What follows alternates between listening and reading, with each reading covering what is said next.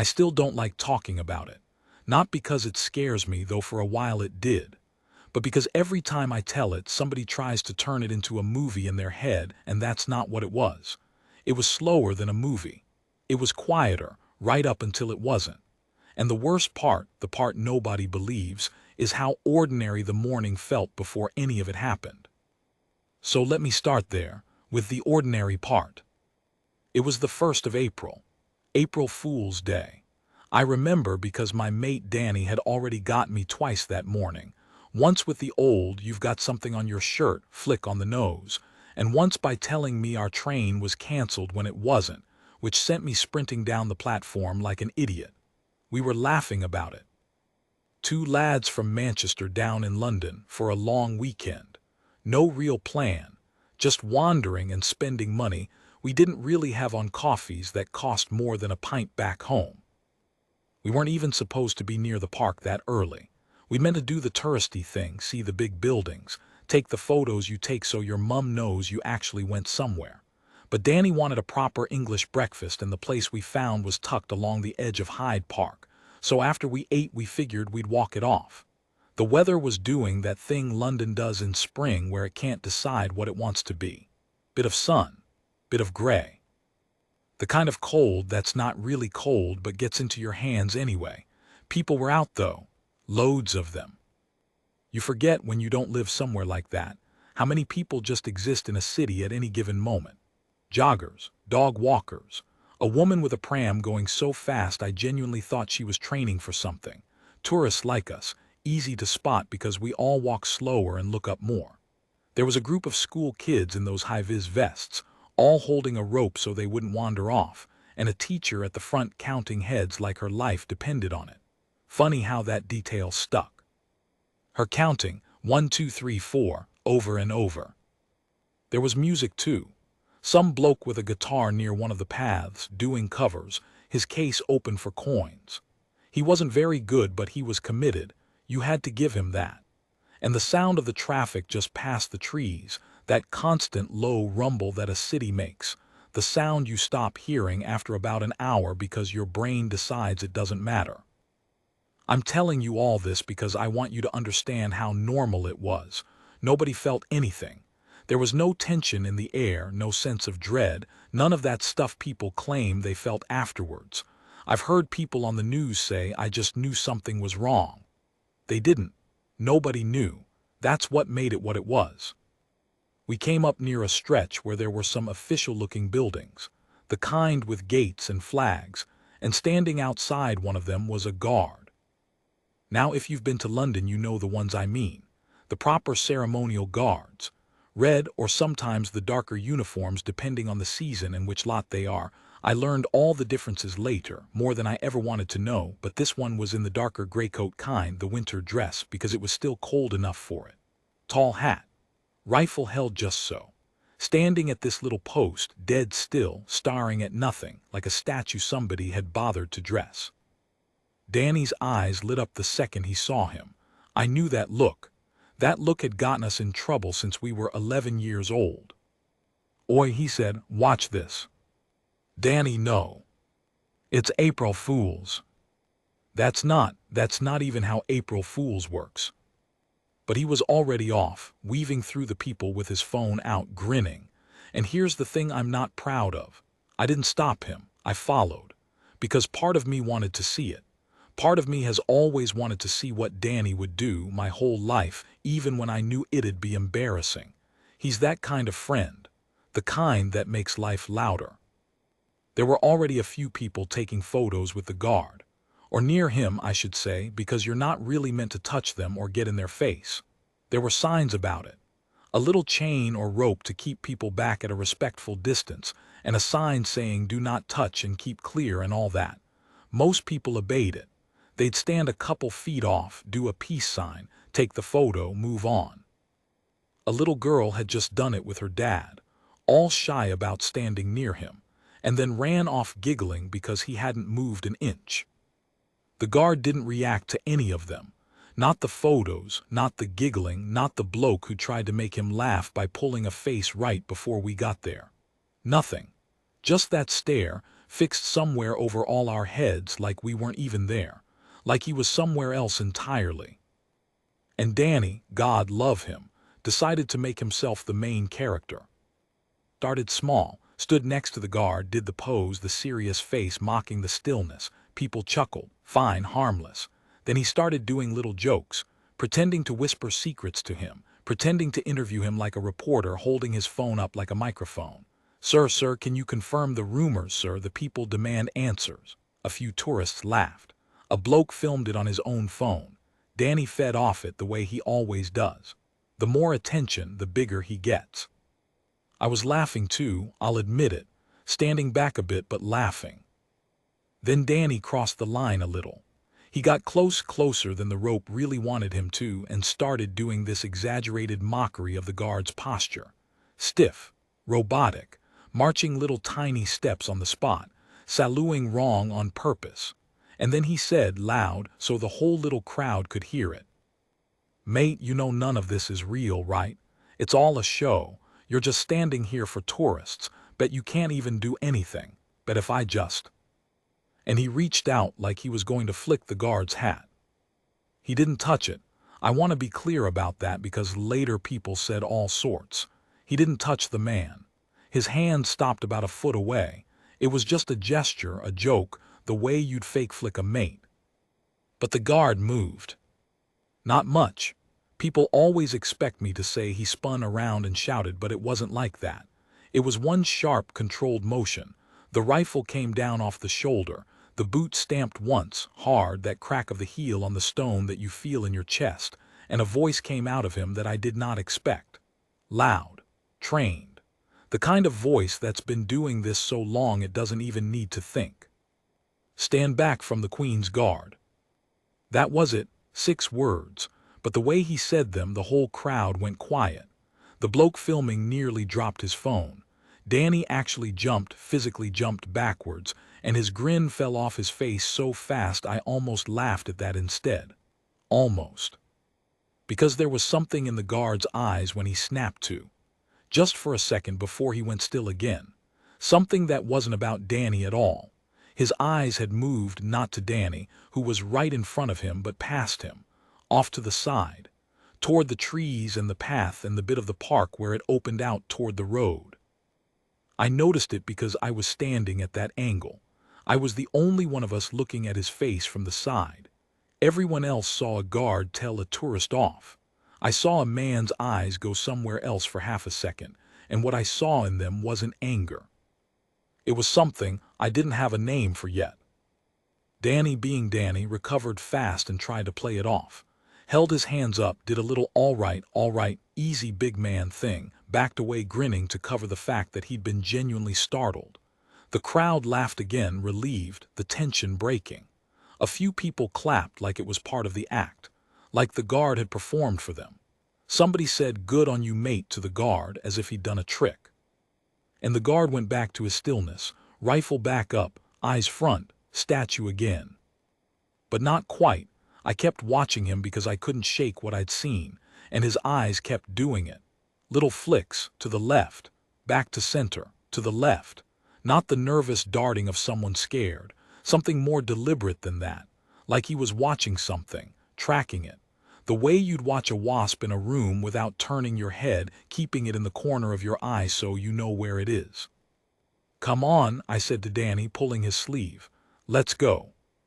"He's well wound up, that one," Danny laughed. "Did you see him jump? I mean, I jumped, but did you?" "Danny, let's just go." I don't know what made me say it. I'd love to tell you I sensed something. I didn't, not really, not in any way I could explain. I just suddenly wanted to be away from there. Maybe I'd caught it off the guard somehow, that thing in his eyes. Like a yawn you catch off someone across a room. We started to walk.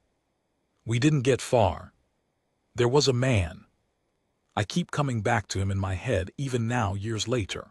He was on the path that ran along the edge, the one the guard's eyes kept flicking toward. He had a bag. A big one, the kind you take camping, a proper rucksack, dark green, stuffed full. And he was walking strange.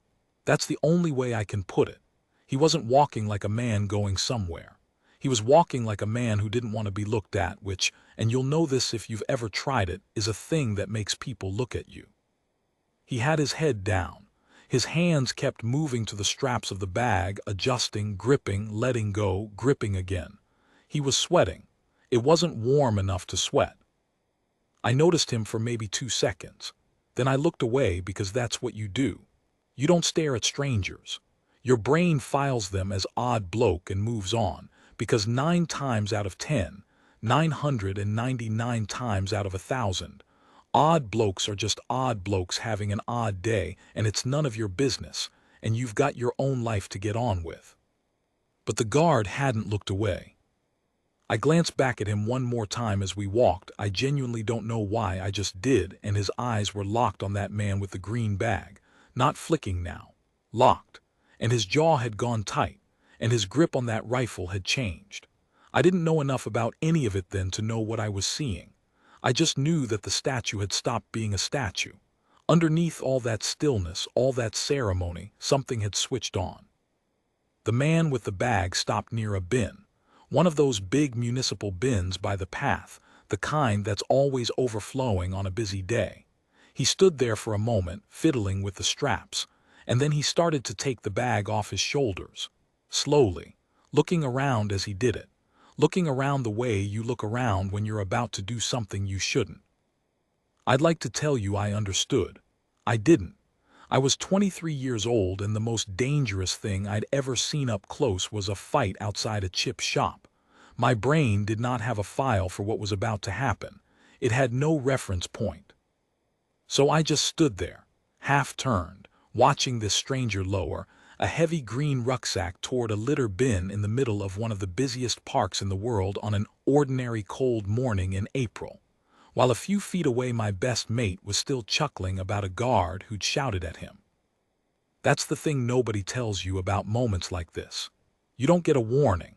There's no music swell. There's no slow motion. There's just a normal second and then the next normal second, and somewhere in there the world quietly decides to come apart, and you're not ready because how could you be? You were on holiday. You'd had a fry-up an hour ago. Your biggest problem that day was that your mate kept pranking you. The guard's post was maybe 40 feet from that bin, maybe less. I've tried to measure it in my head 100 times. And the man with the bag, he'd half set it down, leaning it against the side of the bin, and he was reaching back into the top of it, his hand going inside, and his face had gone to something I'll never forget, a sort of gray, set, faraway look. The look of a man who has already decided and is just doing the steps now. That's when the guard broke his post. Now you have to understand what that means, because I didn't then. A ceremonial guard breaking his post isn't a small thing. These men do not move. It's drilled into them so deep that there are famous stories of guards standing through people fainting in front of them, through hecklers, through all sorts. They have procedures even for needing to move. They march, they stamp. There's a whole ritual to it. They don't just go. This one went. He came off that little platform at a dead sprint. No march, no ritual, none of it. Just a man in a tall hat and a heavy gray coat running flat out across the open ground, rifle up across his body, and shouting. Shouting words I couldn't make out at first over the sudden noise of everyone turning to see what was happening, people scattering out of his way. The school kids on their rope all turning at once like a single startled animal. The busker stopping mid-song. Danny grabbing my arm and saying, "What's he?" And the man with the green bag looked up. He saw the guard coming. You could see it land on his face, the realization, this person in uniform bearing down on him at full speed across 40 feet of open park.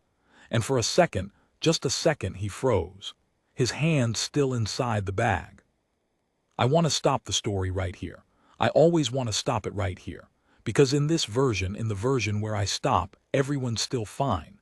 The school kids are still holding their rope. The busker's case still has its coins in it. The woman with the fast pram is still somewhere out of frame, fine, her baby fine. Danny's still got his daft grin half on his face. The guard's still running and hasn't reached him yet, and nothing has happened, and it's still, technically, just a strange morning in a park where a tourist made a joke, and a guard sprinted off, and maybe it'll turn out to be nothing. Maybe the bloke just had a panic attack, maybe. But I can't stop it there, because that's not how it went. What happened next happened in about 4 seconds. I've gone over those 4 seconds more times than I've gone over anything in my whole life, and I still can't get them in the right order because that's not how the brain stores something like that. It doesn't store it as a story. It stores it in pieces: a flash of gray coat, a sound, a pressure in my chest, Danny's hand on my arm, then not on my arm, the taste of something in my mouth, metal, sudden. The sky, which I shouldn't have been looking at, because a second before I'd been looking straight ahead. The guard reached him. And the morning ended. People ask me what an explosion sounds like. They want a word, a bang, a boom, something they can picture from films. But it isn't a sound, not really, not when you're close to one. It's a thing that happens to your whole body at once. Your ears go, your chest goes, the air itself seems to shove you. And for a moment there's no sound at all because the sound is too big for your ears to do anything with. So they just switch off and leave you in this thick, ringing silence, and you stand there with your mouth open like a fish, not understanding what's just been done to the world. I was on the ground. I didn't remember falling. 1 second I was standing, the next I was on my back looking at that gray and blue undecided sky, and there were leaves in the air. That's what I remember most clearly. Leaves. The blast had torn them off the trees and they were just hanging there, drifting down, slow, almost gentle, like the world had decided to have a strange, beautiful moment in the middle of all of it. Bits of paper too. Someone's newspaper, page by page, coming down out of the sky. I couldn't hear anything except the ringing. A high, flat, endless ringing, the loudest quiet you can imagine. I want to tell you I jumped straight up and did something heroic. I didn't. I lay there, I don't know for how long. Time had come off its rails. It might have been 2 seconds, it might have been 30. My brain was just turning over the same useless thought again and again. What was that? What was that? What was that? Like a key that won't catch. Then I thought of Danny. That got me up. I rolled onto my side and the whole park lurched. Everything was wrong. The color was wrong, there was a haze, a gray-brown fog of dust and smoke hanging low over everything, and through it people were moving but moving wrong, staggering, some on the ground, some running, all of it silent to me because my ears were still gone. It was like watching a film with the sound off. A bad film. The worst film. Danny, I tried to say, and I couldn't hear my own voice. I felt it in my throat, but I couldn't hear it. Danny. He was a few feet from me. He'd been blown one way and I'd been blown the other. He was moving, thank God. He was moving, pushing himself up on his hands, shaking his head like a dog, his face gray with dust and a cut over his eyebrow letting a thin line of red down through the gray. He looked at me. I looked at him. Neither of us could hear the other.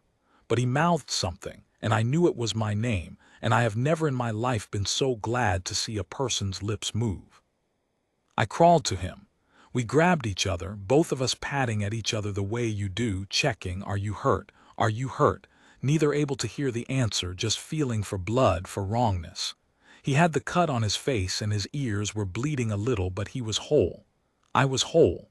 We were whole. We were 2 daft lads from Manchester, and somehow we were whole.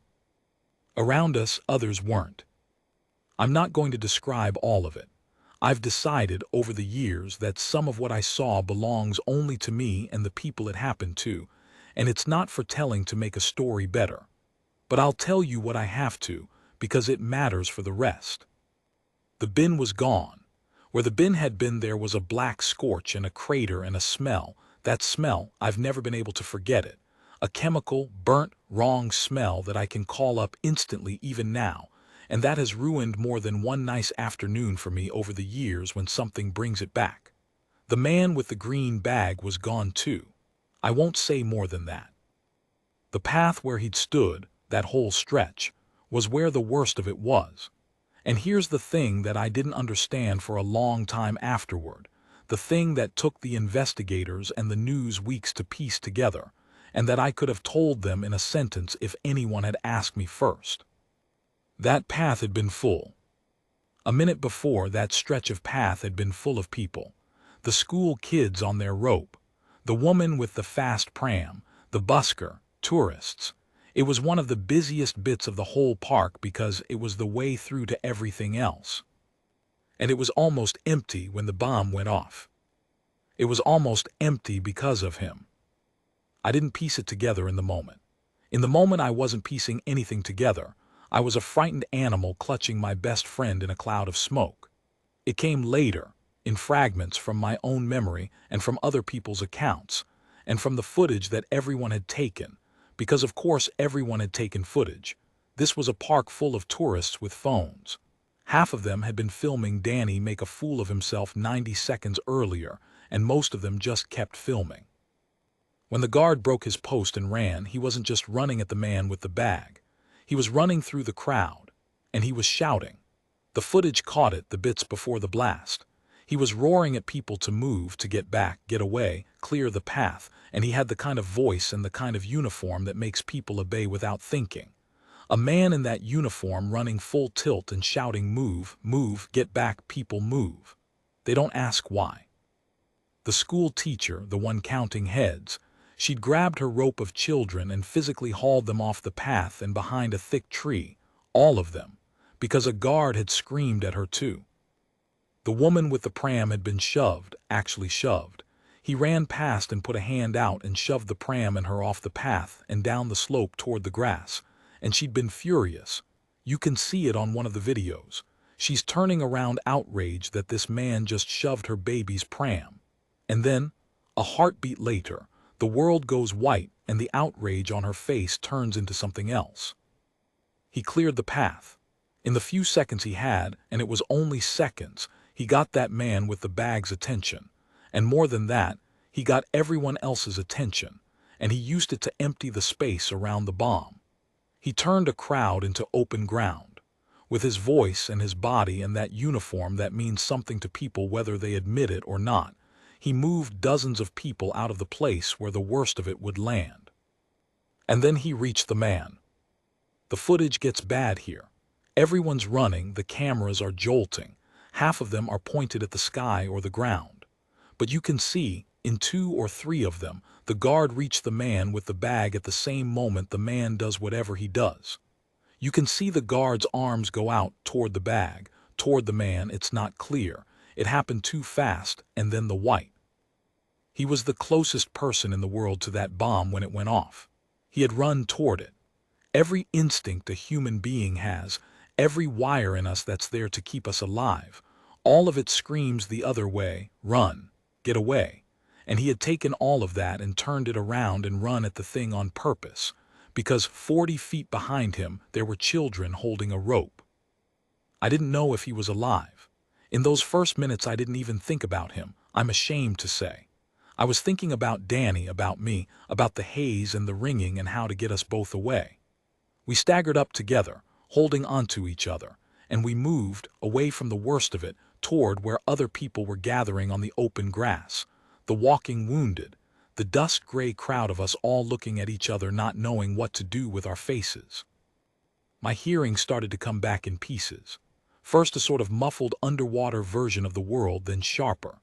And the first thing I really heard, the first clear sound, was screaming. Not one person, many. And under it already far off but coming, the sirens. London's sirens. That rising and falling wail, more and more of them layering up, and I remember thinking in a stupid, disconnected way, they're coming, someone's coming, it's not just us. A woman near me was on her knees, hands over her ears, just rocking. A man was on the phone screaming an address that wasn't quite right, getting it wrong in his panic, and a stranger took the phone off him gently and said it right. People were doing that, I noticed. Even in the worst of it, strangers helping strangers. Someone gave Danny their scarf to hold against his eyebrow. Someone asked me 3 times if I was all right. A complete stranger, an older man with blood on his own shirt, and he wouldn't leave until I'd answered him properly. That's a thing I hold on to. That in the middle of the worst thing I've ever seen, my main memory isn't of the man with the bag and what he tried to do. It's of dozens and dozens of ordinary people, hurt and terrified, turning toward each other instead of away. And then somebody shouted, the guard's alive, he's over here." I don't know why I went. Danny was patched up, sitting on the grass with the stranger's scarf to his head, and a paramedic, the first of them, arriving on foot ahead of the vehicles, running in with a bag, was already heading for the worst of it. I should have stayed put. They tell you to stay put. But I went, drawn toward the shout, and I wasn't the only one. He was on the ground near the crater.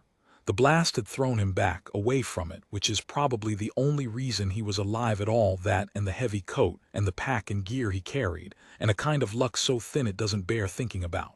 He was on his back. The tall hat was gone, somewhere blown off, and without it he looked suddenly so much younger than I'd expected. He was just a lad, not much older than me maybe. His face was cut and burned down one side, and his uniform, that immaculate uniform, was torn and scorched and soaked dark in places. One of his legs was wrong. I won't say more than that. It was wrong. But his eyes were open, and they were doing the thing. That's what got me.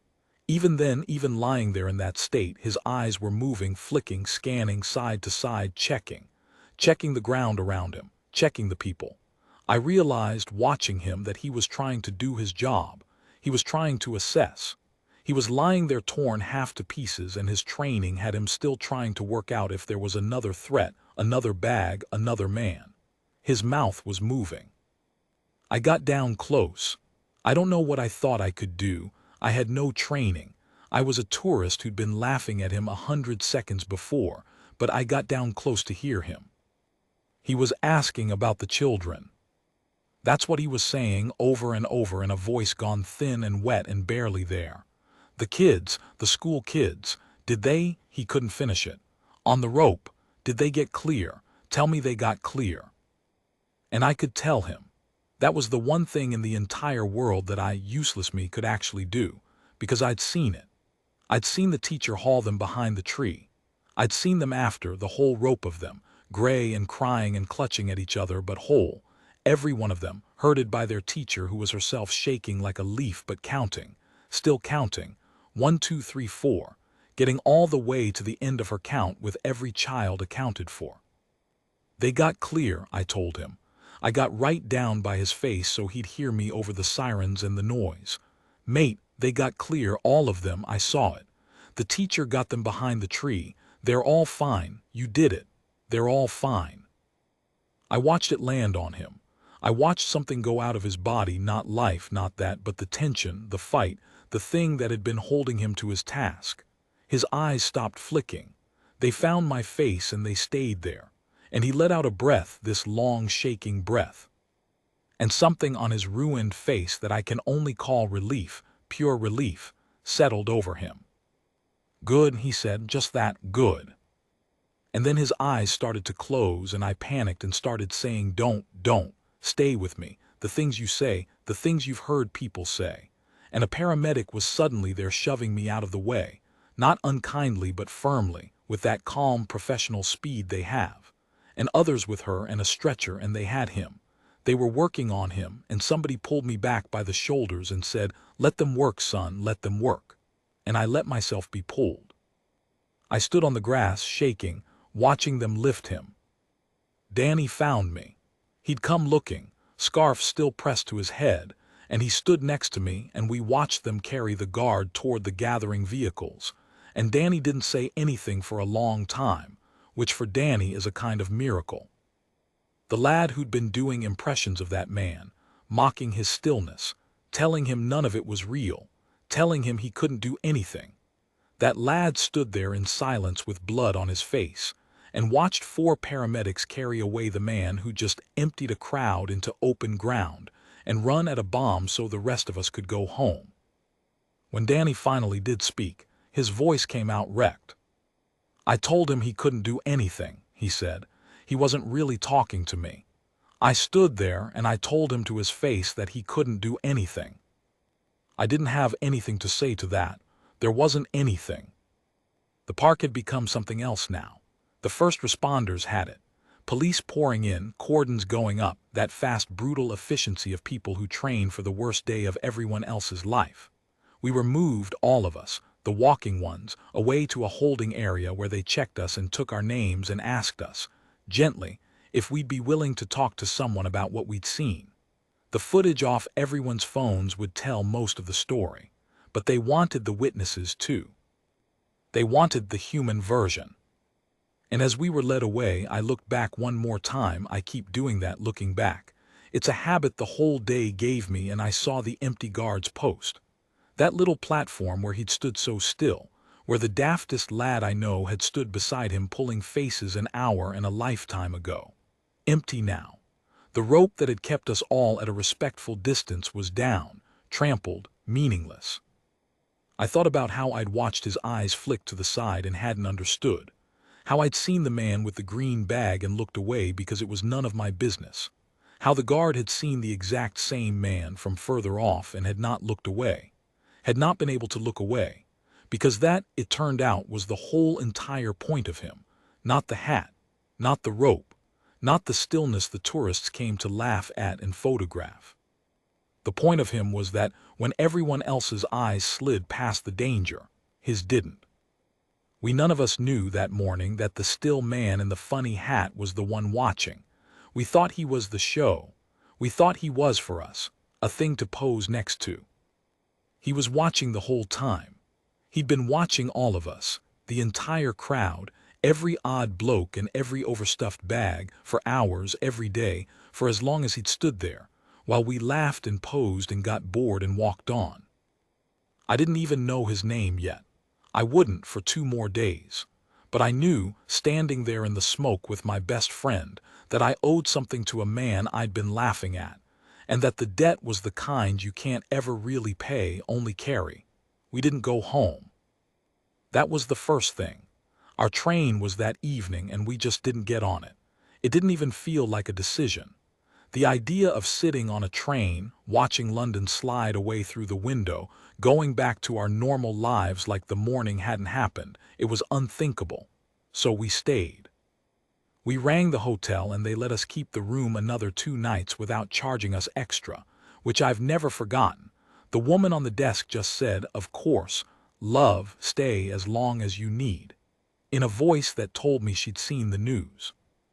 Because by then it was all news. Of course it was. You probably remember it yourself depending on how old you are and where you were. It was on every channel by lunchtime. The park, the crater, the cordons, the early confused reports that got half of it wrong, the numbers that kept changing, the talking heads who didn't know anything yet but had to fill the airtime with something.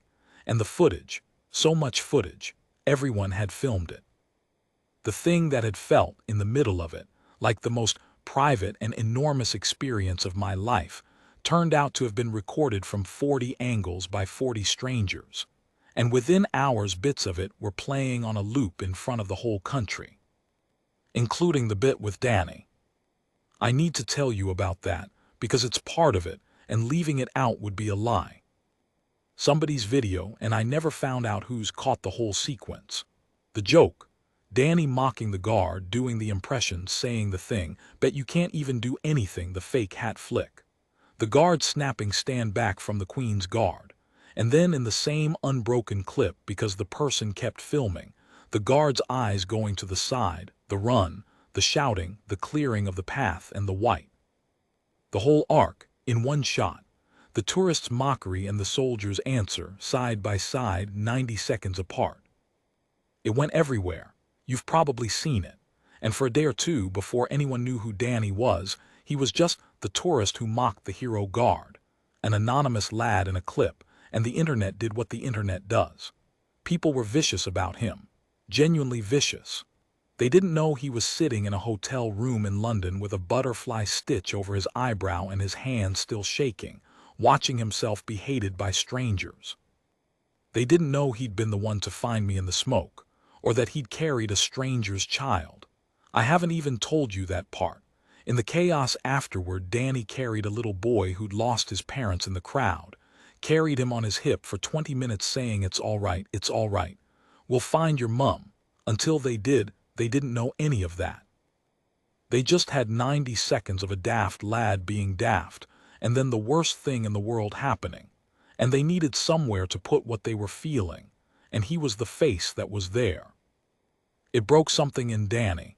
Not the hate, he didn't even really read it, not at first. What broke him was the guilt, the thing he'd said. I told him he couldn't do anything, he couldn't get past it. He sat on the edge of the hotel bed that night and said it must have been the last thing. What if it was one of the last things that man heard before? And I told him no. I told him the guard hadn't been thinking about Danny at all by then. The guard had been thinking about the bag, and the man and the children. Danny's joke had evaporated out of his head the second his eyes locked onto that green rucksack. Which was true. I'd watched it happen.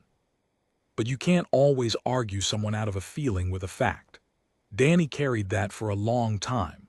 Longer than the cut on his face took to heal, which is saying something, because that left a little scar he still got. The police came to talk to us the next morning. 2 of them plain clothes, kind, patient. They'd seen the footage, so they knew who Danny was, the joke and all, and I was braced for them to be hard on him. They weren't. The older one, a woman, sat across from Danny and said something I've never forgot. She said, "Son, you didn't put that bag there. A man with hate in him put that bag there. You were having a laugh in a park like 1,000 other people that morning. Don't you take on what isn't yours to carry." And Danny looked at her like she'd thrown him a rope. They mostly wanted me, as it turned out. Because of what I'd seen, the guard's eyes going to the side, the way he'd tracked the man before anyone else clocked him, the timing of it all. I went over it as best I could. They were especially interested in the bit about his eyes, about how early he'd been watching. The woman wrote it all down, and at the end she said, quietly, almost to herself, "That tracks. That's what the others are saying too." And I understood that I was one small piece of a picture they were building. Dozens of witnesses, each holding a corner of the same thing. And the thing we were all describing was a man who had done his job perfectly on the one day in 10,000 that it mattered. It was the day after that, 2 days after the blast, that I learned his name. I'm not going to give it here. I've thought hard about that. His family asked in the months that came that he not be turned into a circus, that he be allowed to be a person and not just a clip, and I've always tried to honor that. So I'll just tell you he was 26. He was from the north too, not far from where Danny and I grew up, which knocked the wind out of me when I read it. He had a younger sister. He joined up at 18. He'd been on ceremonial duty for a couple of years, and by all accounts, found the standing still part the hardest thing about the whole job. Used to joke with his mates that the rifle weighed nothing compared to the boredom. He'd been observed, his unit said, to be unusually switched on even by their standards. The kind who actually watched the crowd instead of letting his eyes glaze. There'd been a briefing, apparently, a general heightened alert period, the sort that comes and goes, and that the public mostly never hears about, and he'd taken it seriously the way some do and some don't. So when an odd, sweating man with an overstuffed green bag came down a path adjusting his straps and looking around the way people do when they're about to do something they shouldn't, this particular guard, on this particular morning, was one of the few people in that whole park whose eyes were actually open. He survived the night. I want you to know that because for 2 days I didn't know, and it sat on my chest like a stone. He survived the surgery and the next one and the next. He lost the leg, the one that had been wrong, and his hearing on one side mostly, the same as a lot of us who'd been close. And he carried scars on his face and arm that he'll carry for the rest of his life. But he lived. He lived, and the children on the rope lived, and the woman with the fast pram and her baby lived, all of them. Every single one, because a man ran the wrong way on purpose. There were others hurt.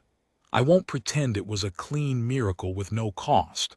There were people badly hurt that day, and a small number who didn't make it, and I think about them too and their families, and I don't want anything I say about the guard to step on that grief. But the investigators were clear in the end about one thing, and they said it plainly in the report, and the woman officer said it to my face. Based on where that crowd had been a minute before, and where it was when the device went off, the difference was measured in lives. Many of them. A man with a uniform and a voice and 90 seconds had stood between a packed path and a bomb, and he'd won.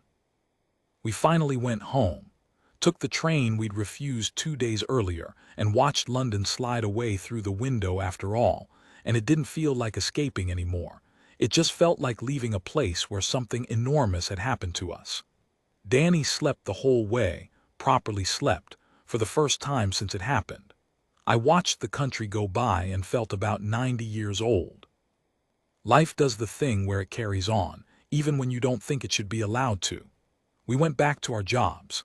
Danny got recognized a couple of times at first from the clip, and a couple of times it was ugly and a couple of times more times actually. It was the opposite, people who'd followed the whole story and knew the full shape of it now, knew about the little boy he'd carried, who just wanted to shake his hand. The internet had moved on the way it does. But Danny didn't go fully back to being the old Danny. He's still funny. He's still the loudest man in any room. But there's a settledness under it now that wasn't there before, and he doesn't do the cruel kind of joke anymore, the kind that has a person as the target. I noticed that early on and I've watched it hold. He never announced it. He just stopped. About a year on, we wrote to the guard. To his family, really, not knowing if it'd reach him or be welcome. Danny did most of it, sat at my kitchen table for 3 nights trying to get it right, screwing up draft after draft, because how do you write that letter? In the end, he kept it simple. He said who he was. The lad from the clip, he wrote, in case you didn't want to read any further, I understand if you don't. He said he was sorry, not in a groveling way. The woman officer had cured him of the groveling, just sorry plainly for the joke, for the thing he'd said. And then he said thank you. He said, you saved my best mate and you saved me, and you saved a park full of people who'll never know your name, and I was the idiot who told you that you couldn't do anything, and you went and did the bravest thing I'll ever see in my life 90 seconds later. He said, I think about it every day. He said, I'm trying to be a better man because of you, and I wanted you to know that, even if you never write back. He wrote back. It came about 2 months later, a short note in careful handwriting, and I won't share the whole of it because it's Danny's and it's private, but I'll tell you the part Danny showed me, the part he reads sometimes when things are hard. The guard wrote that he didn't remember the joke at all. That whole stretch before the blast was gone from his memory, wiped clean the way it often is, so the thing Danny had been killing himself over for a year had never even existed in the mind of the man it was supposedly aimed at. And then he wrote, and this is the line. This is the part Danny had laminated, actually laminated. It's on his fridge, he wrote. Everyone stands still for the cameras. That's the easy bit. The job was never the standing still. The job was watching. I'm just glad I was watching that day. Live your life, lad. That's all the thanks I want. Live it like it nearly didn't happen, because it nearly didn't for a lot of us. And it did for some. So don't waste it. Danny lives by that now. We both do, I suppose, in our different ways. I've been back to that park, once. It took me years to manage it, and Danny came with me, and we stood near where the guard's post had been. They've changed the layout a bit since, but you can tell, and we didn't say much. Spring again. That same undecided London sky. Tourists everywhere the way there always are, slow walking and looking up and posing for photos. And there was a guard. A different one, of course, standing his post. Tall hat. Rifle just so. Dead still, staring at nothing, like a statue someone had bothered to dress. A group of lads near him were doing the thing, posing, one of them pulling a face trying to make him crack, harmless, daft, the way Danny had been, the way half the world is, the way I'd been too, laughing along. And I watched the guard's eyes. They were moving, just slightly, side to side, taking in the crowd, the paths, the bags, the bins, all of us, every odd bloke having an odd day, while we posed and laughed and thought he was the show. I didn't say anything to the lads. There was nothing to say, and anyway they weren't doing anything wrong. They were just young and alive in a famous park on a nice enough day, which is exactly what you're supposed to be there.